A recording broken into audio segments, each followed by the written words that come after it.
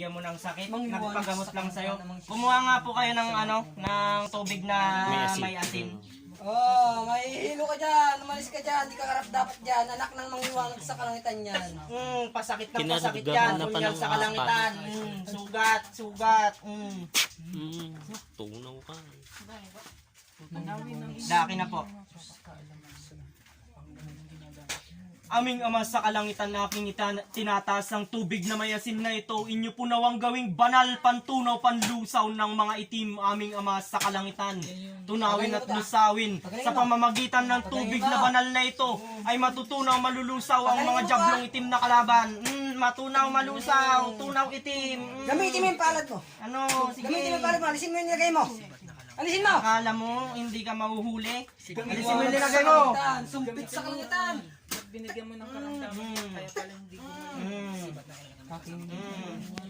kaya pala Alam mo, Hawaring kidlat sa kalangitan. Tanggalin mo. Ginig naman yung ginig. Dali mo! Ano muna sa Isa mo. Teka lang. Isa mo ha. Sasagot ka. Ikaw yung manggagamot na pinuntahan nila. Tama! Ikaw ba yun? Ha? Hindi. Sigurado ka? Mangkukulam. Subukan mo yung paano. Tunawin at lusawin Itanong mo ng mga kung jablong itim paano na ginawa kalaban, nila. aming Ama sa kalangitan. Sa paa. Kuryente. Tak! Sige! Mas masakit! Pagalingin nyo. Mas masakit ng pasakit! Pasok. Sige. ang nilagay mo. Tunawin at lusawin, mga jablong itim na kalaban. Gamitin mo yung palad mo. Gamitin mo. Matagal ka na ba dyan? Espada na may apos. Matagal ka na Sa ba dyan? kalangitan. Matagal ka na! Lulubayan mo, lulubayan mo. Sasagot! Ikaw ang nagbigay ng karamdaman niya. Hindi mo pinalakad, hindi ba? Linagyan mo ng sakit? Ba't ayaw mo paa, sa palakarin? Ba't pipilayin mo? Pagaling mo sa paa. Ha? Taplusin mo sa paa.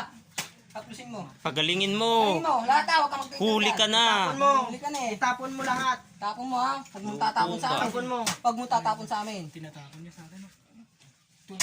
Pagalingin mo yan paa niya. Gusto mo ibalik ko sa inyo yan? Gusto mo?